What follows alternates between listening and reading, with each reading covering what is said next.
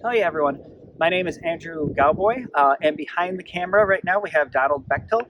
We're both Twin Cities Rose Club members, and what we're trying to do right now is we're trying to put out a series uh, of videos for roses and where the roses are at certain parts of the season. So you'll see us put out a video like once a month or twice a month on where the roses are. First, where are we? We are at Lyndale Park Rose Garden. This is a historical rose garden developed in 1908, the second public rose garden in the nation. The first one is actually in Hartford, Connecticut, and both of them were designed by Theodore Wirth. So Theodore Wirth was in Hartford, Connecticut in 1904. It was designed and planted.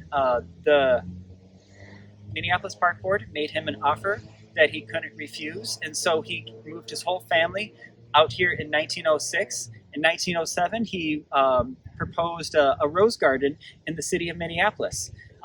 In 1908, it was open to the public, making it the second oldest public rose garden in the nation.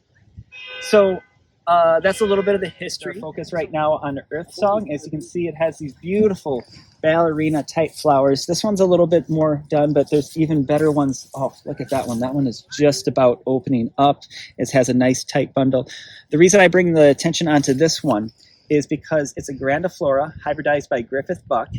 It's winter hardy to zone 4, and it's crown hardy, meaning that these canes will probably die back down a little bit.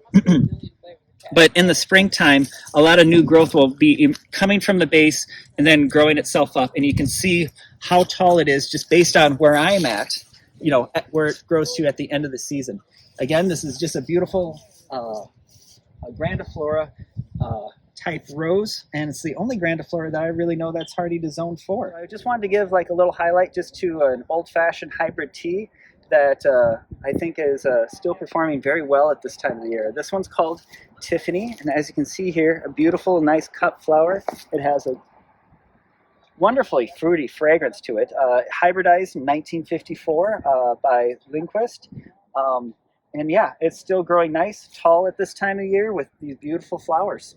So here's another one that is turning into one of my favorites. This one is Cherry Frost, hybridized by Julie Overham. I think everyone in the club knows which one this is now, or it's reached enough of celebrity with the Twin Cities Rose Club. But this is the Cherry Frost at its fullest growth. As you can see, it's about 6 foot tall. It has these nice canes that come off of it and these beautiful, beautiful red flowers that are just on clusters at the end of the canes.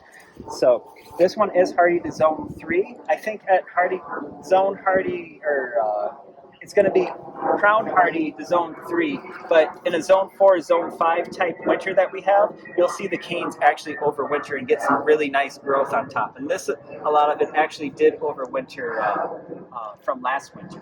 So, but really nice hardy rose with really beautiful red flowers at this time. So another hybrid tea that I just want, a newer hybrid tea I would like to say, that we have that we've just been astounded with is called Sunny Skies. And this is a quartz rose. And I just want to show you like those nice tight flowers. This one's a yellow one. It has the darker foliage that's behind that just kind of like makes that yellow pop out. Again, hybrid tea. It was introduced into the market in 2009, and we've just been really impressed with the disease resistance and the overall growth. If you look at how tall this one, I think we have canes that are going up about 6 feet tall. It is zone 5 hardy, meaning that it's not quite hardy here, but it's been overwintering really well for us in the garden. So I imagine that this is a nice Minnesota rose, just with a minimal effort in overwintering, you could have a nice rose like this. So not only are a lot of the hybrid teas, grandifloras, floribundas blooming, but we also have a certain set of shrubs that actually have a unique, or not a unique characteristic, actually this is just a normal characteristic for roses. And I just want to bring attention to these beautiful rose hips that you can see at this time of the year.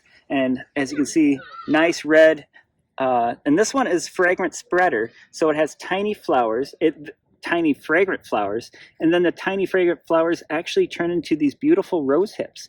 And you can almost cut this, put them in kind of like nice container arrangements, I mean, they're just absolutely gorgeous.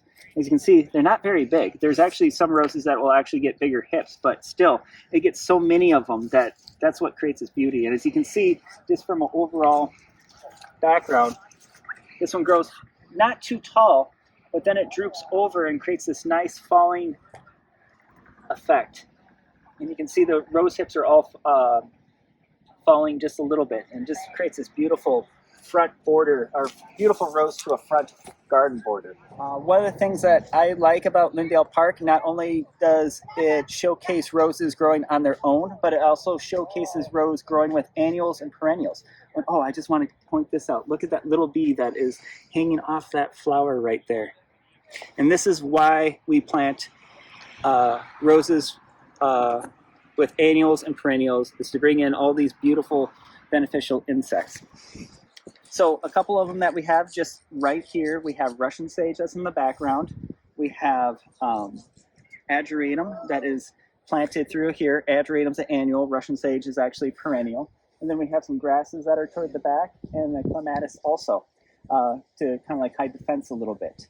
So, and the rose that we have planted in between here is Carefree Beauty. This is a Griffith buck rose. Thank you for checking out our video. Stay tuned in later when we go over overwintering practices. And if you're not a Twin Cities Rose Club member, please check out the link below and visit the member page for more membership information. And in the meantime, enjoy the weather and enjoy the roses.